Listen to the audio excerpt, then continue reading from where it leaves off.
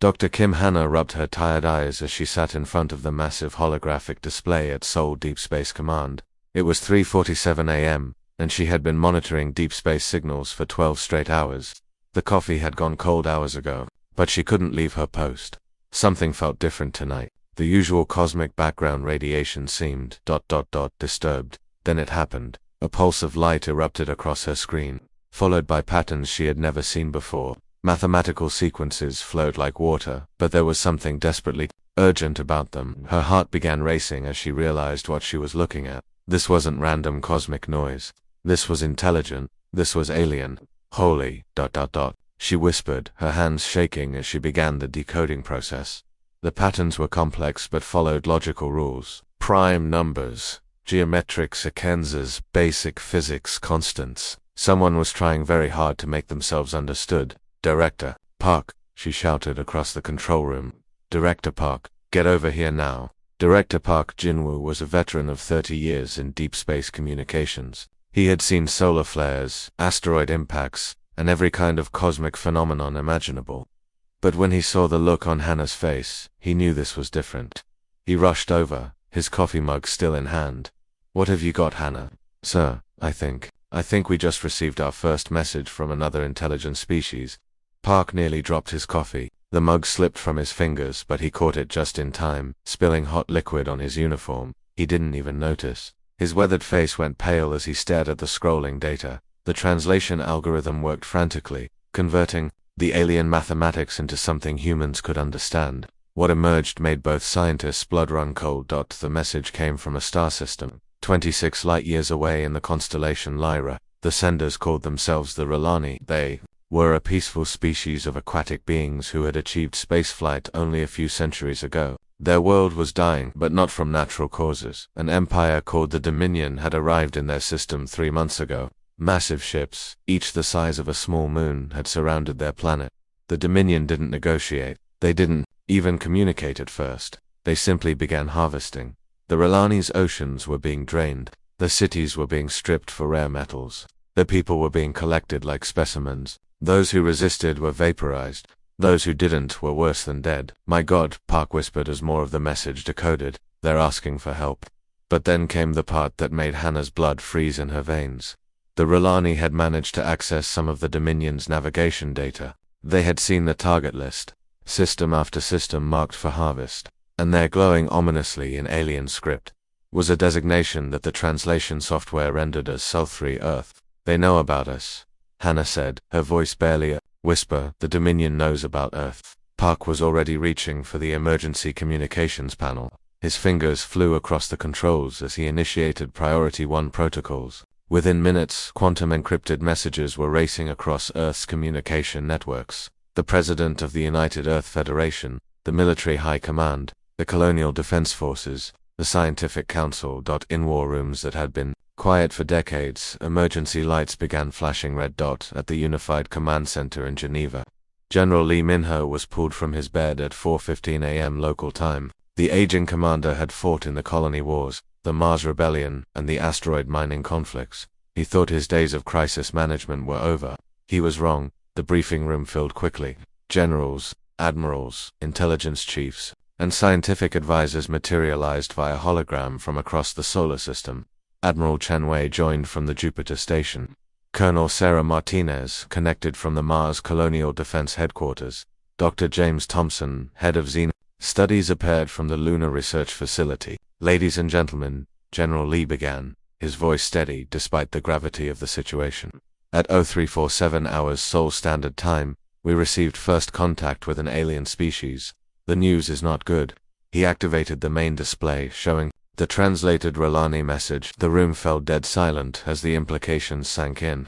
Humanity was no longer alone in the universe, and they were about to become targets. How long do we have? Asked Admiral Chen, her face grim. Unknown. The message was sent 3 months ago, which means it took that long to reach us. The R'Lani homeworld may already be gone.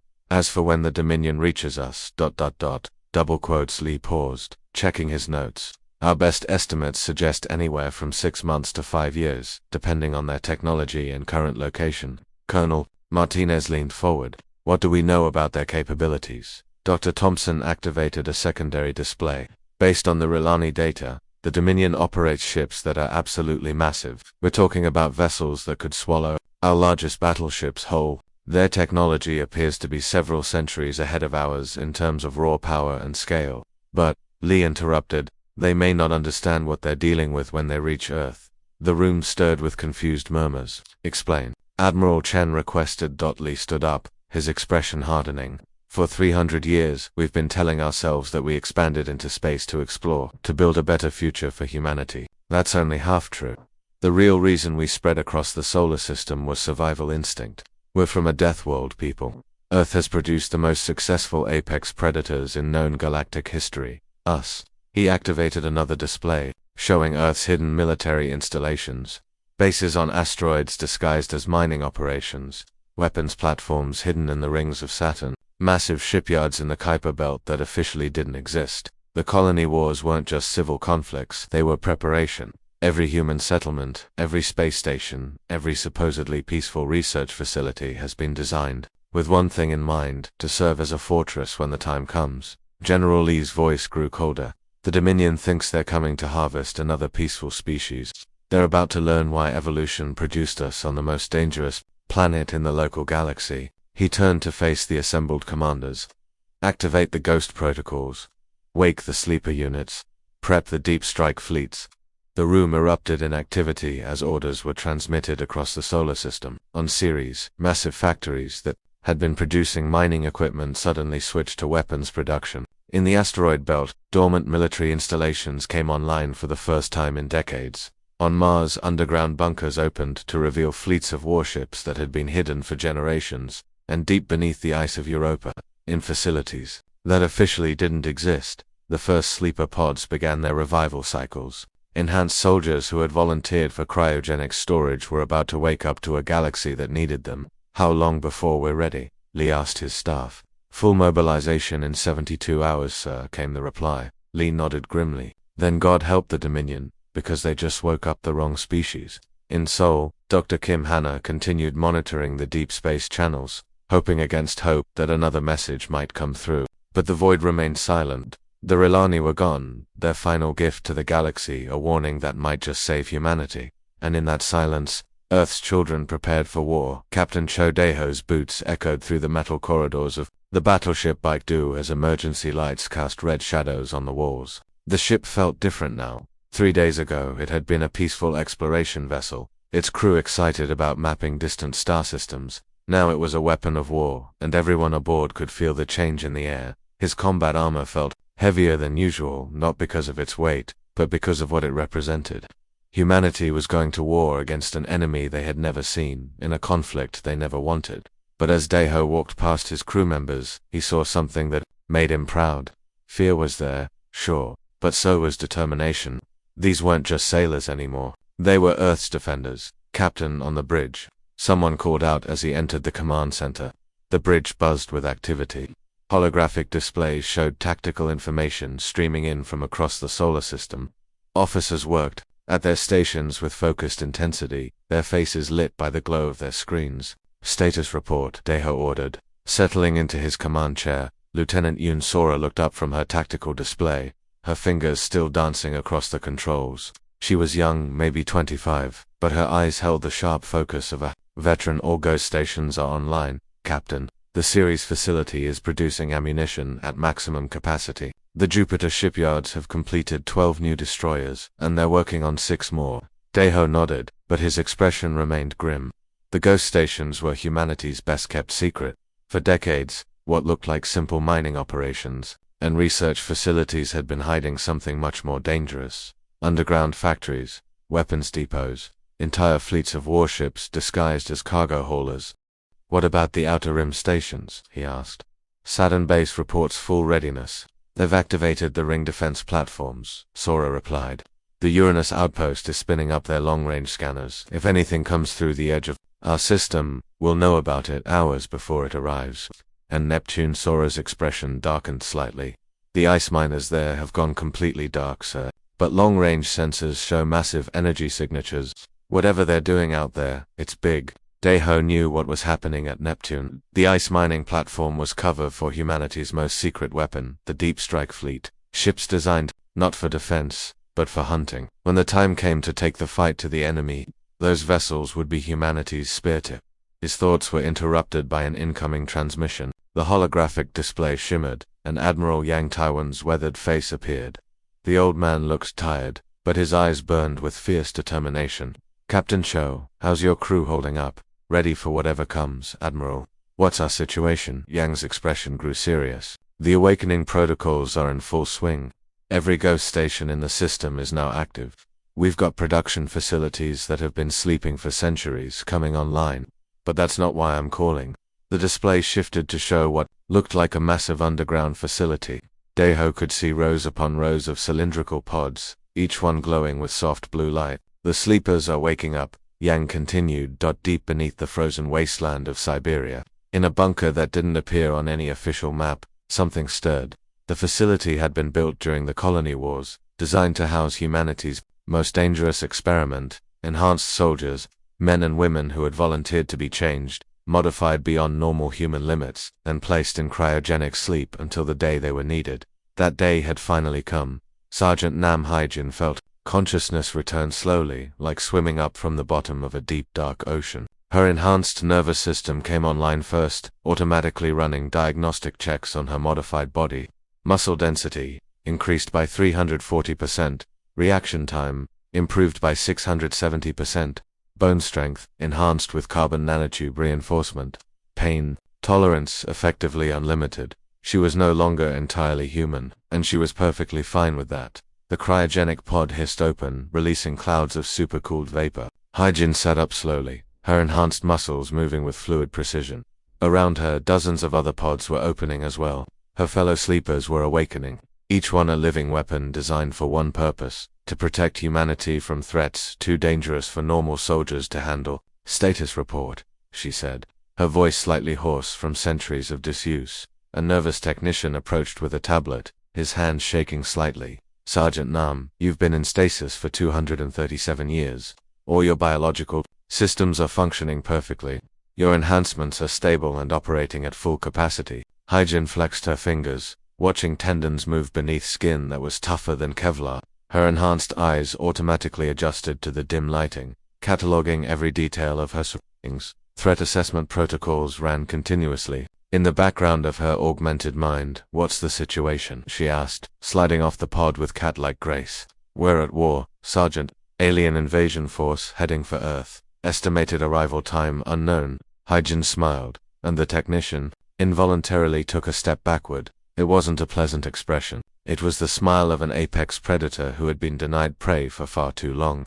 Her enhanced canine teeth, designed for ripping through armor, gleamed in the artificial light. "Good," she said, cracking her knuckles with sounds like breaking stone. "I was getting hungry." Around her, more sleepers were emerging from their pods. Each one was a masterpiece of genetic engineering and cybernetic enhancement. Some had been modified for stealth operations, their skin able to shift color like a chameleon. Others were built for heavy assault, their bones replaced with metal alloys that could stop bullets. All of them shared one thing in common: they were no longer entirely human, and they were absolutely lethal. Sergeant Kim Taeyang emerged from his pod with movements that seemed almost too fast to follow. His nervous system had been enhanced to process information at superhuman speeds, making him capable of dodging bullets after they were fired. He looked around the awakening chamber with eyes that glowed with a faint silver light. "How many of us made it?" he asked. 97% survival rate, the technician replied. "Only a handful of pods failed over the centuries. And the enemy, unknown capabilities, unknown numbers.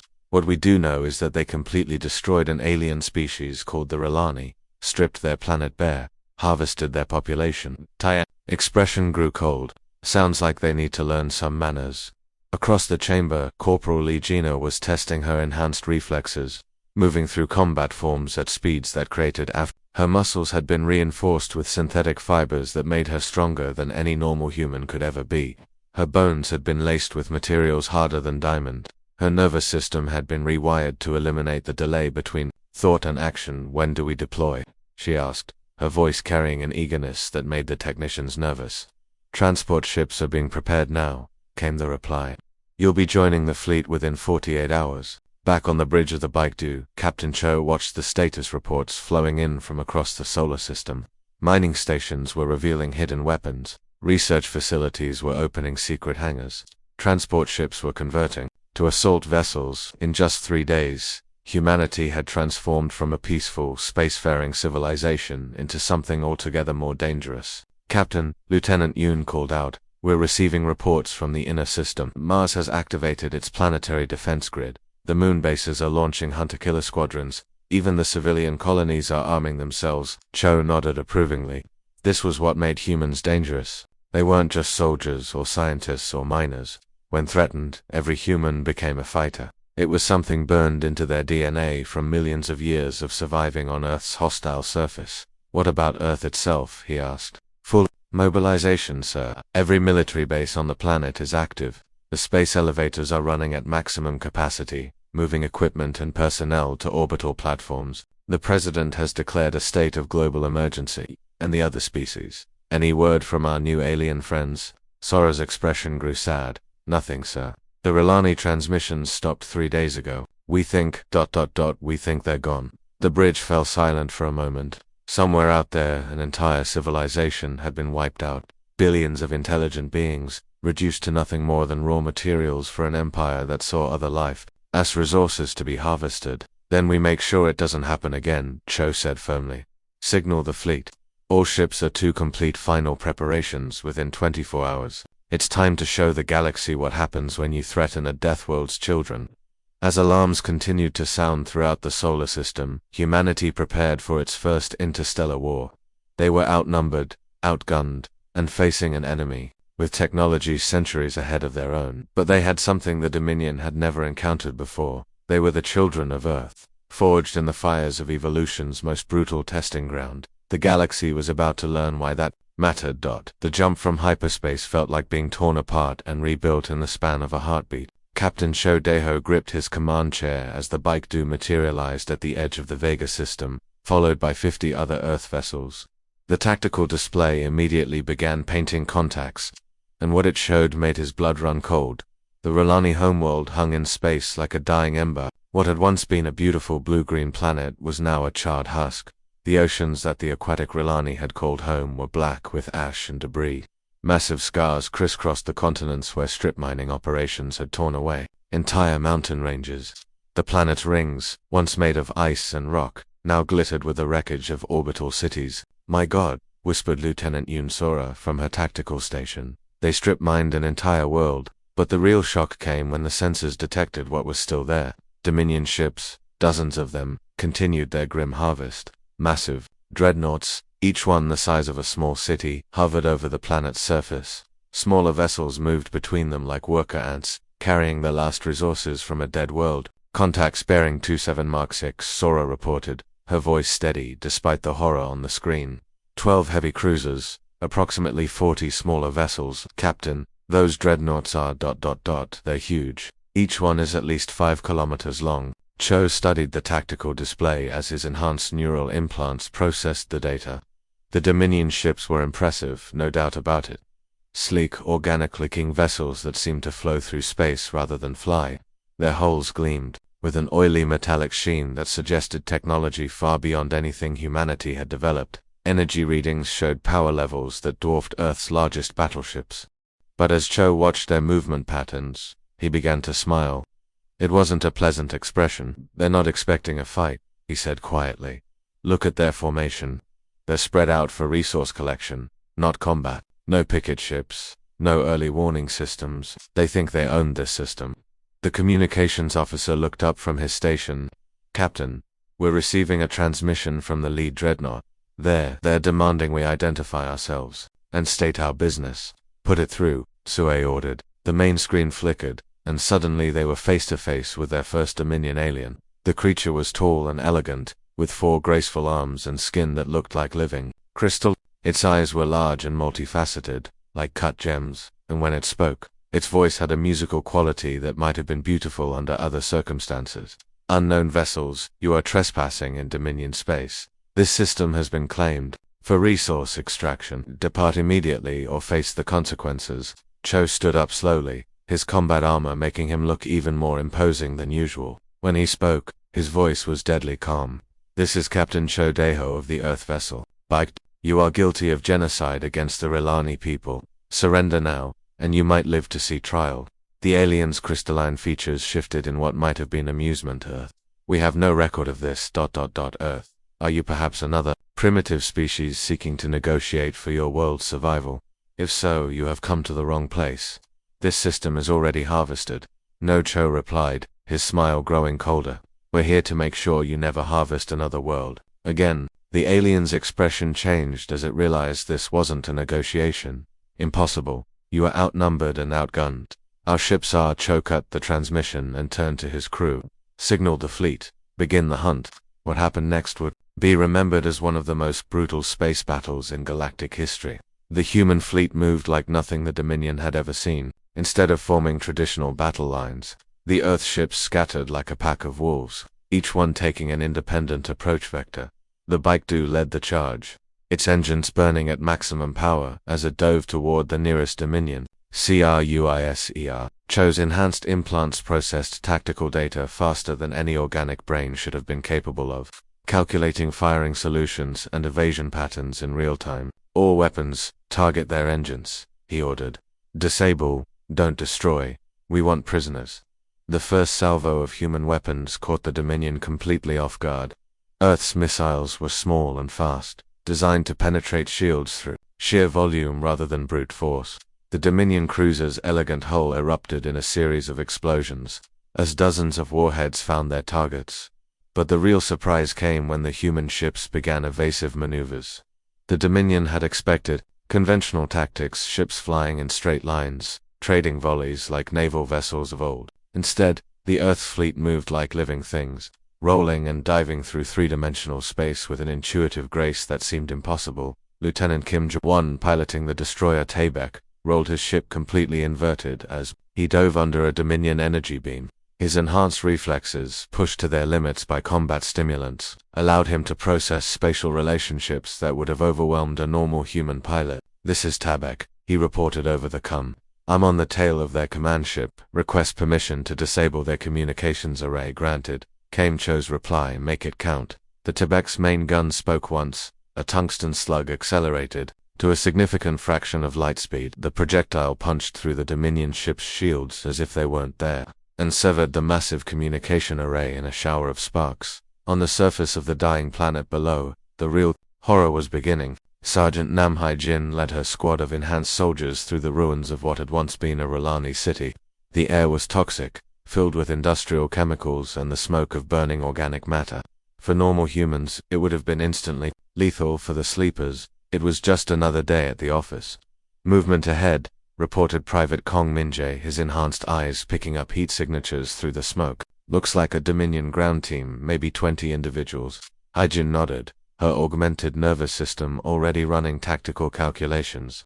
The Dominion soldiers were tall and graceful, moving through the ruins with an alien elegance. Their weapons crackled with energy, and their crystalline skin seemed to shimmer with its own internal light. They were beautiful, in their way. They were also about to die. "Contact front," Min-jae shouted as the aliens emerged from cover, their energy weapons sending brilliant beams of destruction toward the human position. But the Dominion soldiers had made one crucial mistake. They assumed that these new enemies would fight like every other species they had encountered, taking cover, moving cautiously, dying when shot.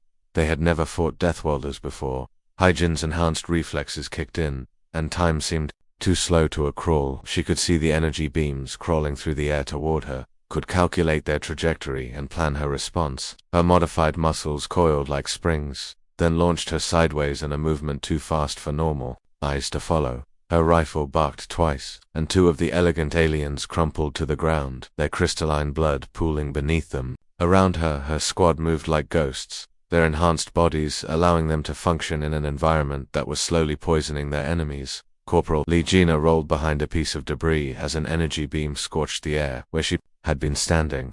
Her enhanced hearing picked up the high-pitched whine of alien weapons charging for another shot. She came up firing her assault rifle, sending a stream of explosive rounds toward the enemy position. The Dominion soldiers tried to adapt, but they were fighting an enemy unlike anything in their experience. These humans moved too fast, hit too hard, and seemed completely unaffected by environmental hazards that should have killed them in minutes. One of the dying aliens, its crystalline features cracked and leaking luminous fluid, gasped something in its native tongue. Hygien's implants automatically translated the words. "These aren't soldiers," it whispered. "These are demons." Hygiene approached the dying creature, her rifle still smoking from continuous fire.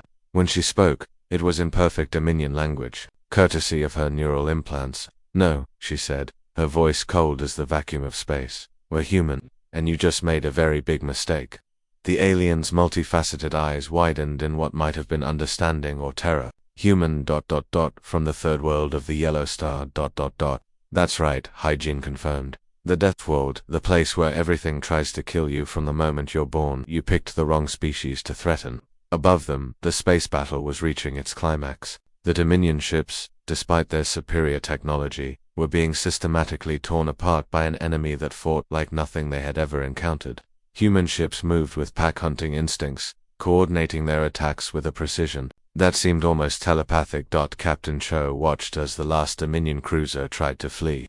Its engines damaged and leaking plasma. "Let it go," he ordered. "We want survivors to spread the word." As the crippled alien ship limped away into hyperspace, Cho looked at the tactical display showing the results of humanity's first interstellar battle. 11 Dominion ships destroyed, or disabled. 0 human casualties. The hunt had begun, and the galaxy was about to learn what it meant to threaten Earth's children. Admiral Yang Taiwan stood perfectly still on the bridge of the flagship Hallison, watching the tactical display show what should have been an impossible sight. Spread across 3 light-years of space, the largest fleet in Dominion history waited for them. Over 300 ships, from massive planet killers down to swift interceptors, all arranged in a formation that had never been defeated in 1,000 years of galactic conquest. The enemy had pulled back their best commanders from every corner of their empire. Grand Admiral Zethkar, the Butcher of 7 Worlds, commanded the center formation. Fleet Commander Vextal, who had crushed the rebellion of the Spiral Arm, controlled the flanking squadrons. Between them, they had destroyed more civilizations than most species could count. They should have been unstoppable. Yang's weathered hands gripped the command rail as he studied the enemy formation. Behind him, the human fleet looked pathetically small in comparison. Only 200 ships, most of them smaller than the Dominion's escort vessels. Any military computer in the galaxy would have calculated this as an easy victory for the aliens. Military computers had never factored in what it meant to be from a deathed world. "Admiral," reported Commander Park Zoomin from the communications station, "we're receiving a transmission from the Dominion flagship. They're offering us one chance to surrender." Yang almost smiled. "Put them through." The main display flickered, revealing the bridge of the enemy command ship. The creature that appeared was unlike the elegant, crystalline beings they had fought before. This alien was massive, standing nearly 3 meters tall with thick armor, plating that looked like it had grown from its skin. 6 arms ended in claws that could probably tear through steel, and its eyes burned with the cold fire of someone who had never known defeat. "I am Grand Admiral Zethkar of the Dominion Navy," the creature rumbled, its voice like grinding stone. "You are the species that calls itself human. Your interference in our harvesting operations ends here. Surrender now, and your deaths will be swift." Yang stepped forward, his own combat armor making him look small compared to the alien monster. But when he spoke, his voice carried the weight of 300 years of human evolution in the harshest environment imaginable. "I am Admiral Yang Taiwan of the Earth Defense Force. You murdered the Relani, you threatened our world. For those crimes, your empire ends today." The alien's multiple eyes narrowed. "Impossible. You are outnumbered, outgunned, and facing the greatest military minds in galactic history. What could a primitive species from some backwater world possibly?" Yang cut the transmission and turned to his fleet commanders. "All ships, this is Admiral Yang today. We show the galaxy what happens when you threaten our home. Today, we remind the universe why apex predators rule the food chain." The space battle that erupted would be studied by military historians for centuries to come. The Dominion fleet moved with textbook precision, their formations perfect examples of conventional space warfare.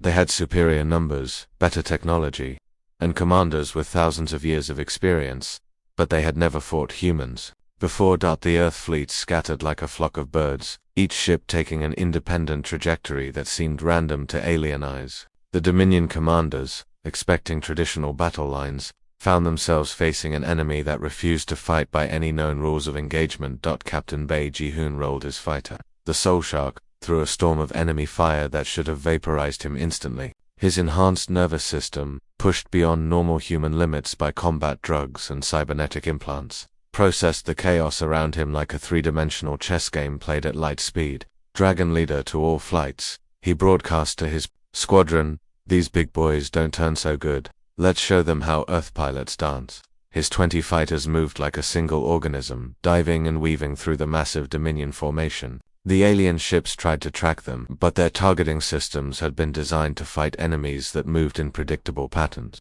Humans, shaped by millions of years of hunting prey that could kill them, moved like nothing else in the galaxy. Target locked, Ji-hoon reported, his voice calm despite the fact that he was flying through what looked like a solid wall of energy beams. His missiles streaked out, each one guided by targeting computers that had been originally designed to track Earth's most dangerous predators. The Dominion command ship's shields, designed to stop massive energy weapons, couldn't adapt fast enough to intercept dozens of small, fast-moving projectiles. The flagship's bridge erupted in explosions as human missiles found their mark. But this was only the beginning. On the Dominion capital world below, something far worse was about to begin. The planet's surface was covered with gleaming cities that stretched from pole to pole. Each city housed billions of aliens, protected by defensive systems that had never been breached in the Empire's long history. But the aliens had made one crucial mistake. They had planned for a conventional invasion, enemy fleets in orbit, landing, craft full of soldiers, battles for strategic positions. They had never imagined that someone might simply appear in the middle of their capital city.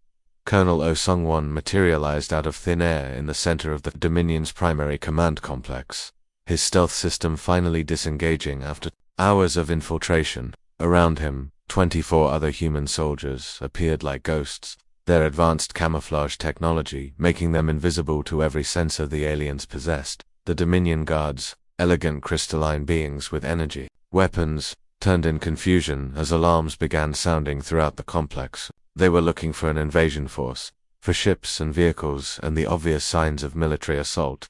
Instead, they faced something their species had never encountered before. Predators. Song-won's rifle whispered twice, and 2 guards collapsed. Silently, his enhanced muscles, reinforced with synthetic fibers, absorbed the weapon's recoil without so much as a tremor. Around him, his soldiers moved through the complex like hunting cats, their modified bodies allowing them to see in darkness, hear through walls, and move without making a sound. "Contact," reported Sergeant Yoon Jae-yoon over the comm system. "I've got eyes on the primary command center. 20 aliens, heavy security. Take them quietly," Sung-won ordered. "We're not here to fight, we're here to hunt." What followed was not a battle, it was an extermination.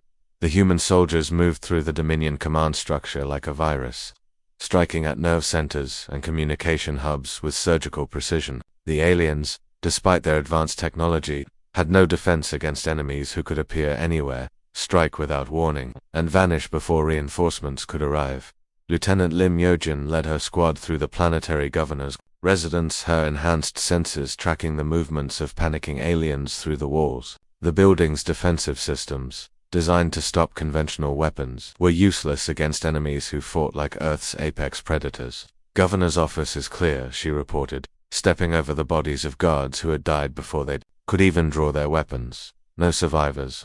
Building by building, the Dominion capital fell. Command centers went dark. Communication networks failed. The planetary defense grid shut down as its control stations were systematically destroyed by enemies who struck like lightning and vanished like smoke. Above the planet, the space battle was reaching its climax. The Dominion fleet, despite its numerical advantage, was being torn apart by an enemy that fought like nothing in their experience. Human ships moved with pack hunting instincts that had been burned into their species' DNA over millions of years of evolution. Grand Admiral Zethkar watched his formations crumble on the tactical display, his multiple eyes wide with something he had never felt before: fear.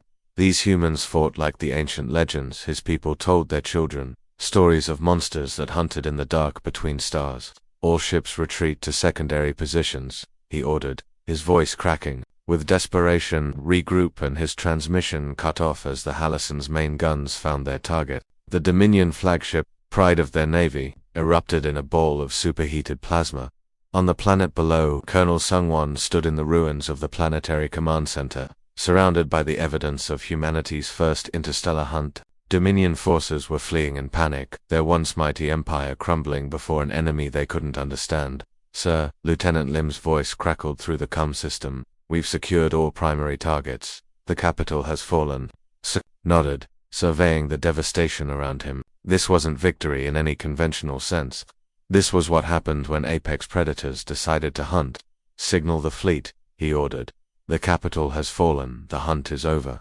As the last Dominion ships fled into hyperspace carrying word of humanity's terrible efficiency to every corner of the galaxy, Yang stood on his bridge and wondered what they had unleashed. They had saved the galaxy from the Dominion's tyranny, but in doing so, they had revealed something about themselves that could never be hidden again. Earth's children had shown the universe what it meant to be from a death world. The galaxy would never be the same. 6 months had passed since the fall of the Dominion, and the galaxy was still trying to understand what had happened. Ambassador Zhang Soyang walked through the ruins of what had once been the most powerful government building in known space. The Dominion Senate chamber, where decisions affecting trillions of lives had been made for centuries, was now nothing more than twisted metal and broken stone. But from these ruins, something new was being born. Representatives from 4 different species filled the makeshift assembly hall that had been constructed in the wreckage. Some were familiar faces, the few surviving Relani, their aquatic forms requiring special life support systems. Others were species that humanity had never encountered before, freed from Dominion slavery and now blinking in the unfamiliar light of freedom. The diversity was staggering. There were the Calarian sectoid beings with multiple limbs and compound eyes that shifted through the entire spectrum of visible light. The Threnody floated in containment fields, their gaseous forms rippling with what seemed like nervous energy. Massive Uricans, built like living mountains, sat carefully on reinforced chairs that groaned under their weight. All of them watched the humans with the same expression, a mixture of gratitude and barely concealed terror. "The Galactic Accords are ready for signing," announced Councillor Vexy, one of the former Dominion bureaucrats who had switched sides when it became clear which way the wind was blowing. His crystalline features had lost much of their former arrogance. "These documents will establish the basic rights and protections for all sentient species in this region of the galaxy." Zhang nodded, reviewing the datapad one final time. The Accords were humanity's attempt to create something the galaxy had never seen before, a government based on protection rather than exploitation. It sounded noble on paper, but she knew the real challenge would be making it work in practice. The first to approach was Relani delegate Thurenvel, one of only 3,000 survivors of his entire species. His aquatic form moved with obvious difficulty in the low-gravity environment they had created for the mixed species gathering. Despite the translation device rendering his whistling language into perfect Korean, she could hear the tremor in his voice. "Ambassador Zheng," he said, his large, dark eyes reflecting a mixture of emotions, "my people wish to express our gratitude. Without your intervention, the Relani would exist only in memory." Soyang felt the weight of those words. An entire civilization, billions of intelligent beings, reduced to 3,000 refugees scattered across a handful of worlds. The Dominion's efficiency had been terrifying in its completeness. "Your distress call reached us at exactly the right time," she replied carefully. "We're honored that we could help preserve your people and your culture. But we must ask," Thronvol continued, his voice dropping to barely above a whisper, "what happens now? Your people have demonstrated power beyond anything we've witnessed. How do we know you won't become what the Dominion was? How do we know that in saving us from one set of masters, we haven't simply gained another?" The question hung in the air like a physical presence. Around the chamber, dozens of alien eyes turned toward the human delegation. It was the question they all wanted to ask, but had been too afraid to voice.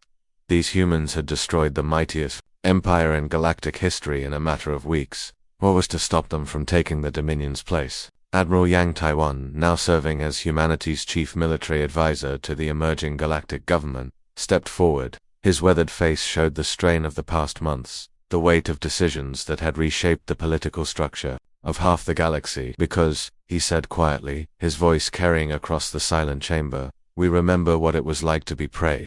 For 300 years, we lived in isolation, looking up at the stars and wondering what was out there. We wondered if we were alone, and then we wondered if we wanted to be alone. When your distress call reached us, we learned that the universe was even more dangerous than we had imagined. He gestured toward the ruined walls around them. The Dominion ruled through fear and overwhelming force. They turned entire species into slaves or resources to be harvested. But that's not who we are. We're hunters, yes, but we're also pack animals. We protect our own, and we've decided that our own now includes everyone in this room. Akalari representative, her insectoid features clicking with nervous energy, raised one of her forearms. But what if we displease you? What if our interests conflict with yours? The Dominion at least had rules, terrible as they were. What assurance do we have that human justice will be predictable? The question struck at the heart of the problem. These species had lived under authoritarian rule for so long that the concept of genuine protection without subjugation was almost incomprehensible to them. Zhang stepped forward, activating a holographic display that showed the current disposition of human forces throughout the galaxy. Red dots marked the locations of human patrol fleets, scattered across dozens of star systems. Admiral Chodeho commands our Outer Rim Defense Force, she explained, highlighting a cluster of ships near what had once been Dominion frontier territory. His orders are simple: protect any species that requests help, and stop anyone who tries to restart the Dominion's harvesting operations. She switched the display to show the Sol System, humanity's home. But notice where our largest fleets remain, defending Earth and our own colonies. We're not trying to rule the galaxy, we're trying to make sure no one else can rule it either. The chamber erupted in a chaos of whistles, clicks, and harmonic tones as the various species discussed this among themselves. The concept was revolutionary: a military force strong enough to police the galaxy, but with no apparent desire to conquer it. Finally, an elderly Uruk named Godamas spoke up, his voice like grinding boulders. The humans speak of protection, but protection has a price. What do you want from us in return? It was the question Zhang had been dreading. Every alliance in galactic history had been based on some form of exchange: resources for protection, technology for military service, populations for industrial capacity. The idea of genuine altruism was so alien that most species literally couldn't comprehend it. Trade, she said simply. Cultural exchange, scientific cooperation. The same things we would want from any neighbors. We're not looking for tribute or subservience, we're looking for friends. The words seemed to hang in the air like something magical. Friends, not subjects, not allies of convenience, not trading partners bound by complex treaties. Friends, across the galaxy. The new reality was already taking shape. Captain Li Minju patrolled the border regions in her destroyer Reason, responding to distress calls and investigating reports of raiders trying to fill the power vacuum left by the Dominion's collapse. Her crew worked alongside alien liaison officers, learning about dozens of different cultures while teaching their new allies about human customs. On Earth, the changes were equally dramatic. Children in soul schools now learned xenobiology alongside traditional subjects, studying the diverse lifeforms that humanity now helped protect. Dr. Kim Hanna, the scientist whose late-night detection of the R'Lani distress call had started everything, now directed a massive communications array that monitored thousands of star systems for signs of distress.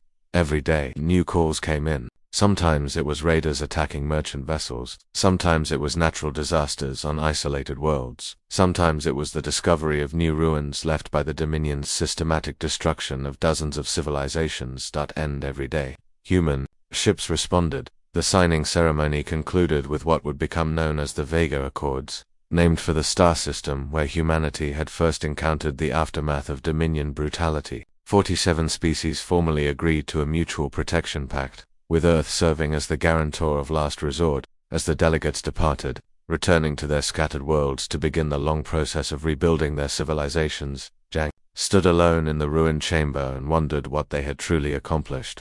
They had saved the galaxy from one form of tyranny, but had they simply replaced it with another? Admiral Yang joined her as the last of the alien delegations departed. Second thought, he asked. Every day, she admitted. We've made ourselves responsible for protecting species we barely understand, in a galaxy that's bigger and more dangerous than we ever imagined. What if we're not strong enough? What if we make the wrong choices?